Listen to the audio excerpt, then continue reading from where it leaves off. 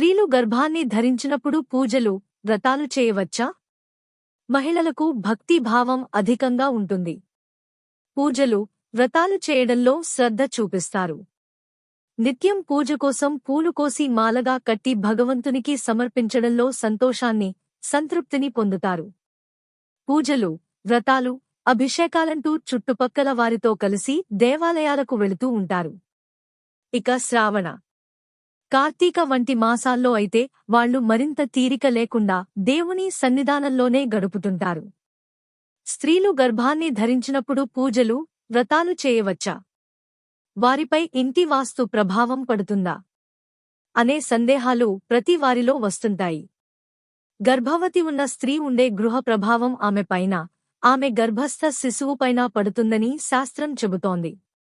అందువల్ల 3 నెలలు పైన గర్భవతిగా ఉన్నప్పుడు ఇంటికి సంబంధించిన మార్పులు, కొత్త నిర్మాణాలు చేయకూడదు. ఇంటికి మార్పులు చేసేటప్పుడు పూర్తిగా చేయకపోయినా, కొత్త నిర్మాణాలు మధ్యలో ఏదైనా కారణం వలన ఆగిపోయినా వీటి వలన ఏర్పడే వాస్తు దోషాలు గర్భస్థ శిశువుపై ప్రభావం చూపిస్తాయి. కనుక ఇంటికి మార్పులు, చేర్పులు కాని, కొత్త నిర్మాణం చేపట్టడం గాని మంచిది కాదు. కోటిసార్లు పూజ చేయడం కన్నా ఒక స్తోత్రం చదవడం, కోటి స్తోత్రాలు చదవడం కన్నా ఒకసారి జపం చేయడం, కోటిసార్లు జపం చేయడం కన్నా ఒకసారి ధ్యానం చేయడం వలన ఉత్తమమైన ఫలితాలు ఉంటాయని శాస్త్రం చెబుతోంది. అందువలన గర్భవతులు ధ్యానం చేయడం అన్ని విధాలా మంచిదని సూచిస్తోంది. కొత్త పూజా విధానాలను ఆరంభించడం గాని పుణ్యక్షేత్రాల దర్శనం చేయకూడదు.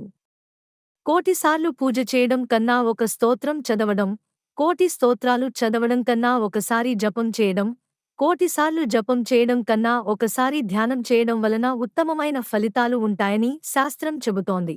అందువలన గర్భవతులు ధ్యానం చేయడం అన్ని విధాలా మంచిదని సూచిస్తోంది. గర్భవతులకి పూజల విషయంలో ఈ నియమం విధించడం వెనుక వారి క్షేమానికి సంబంధించిన కారణమే తప్ప మరొకటి కనిపించదు.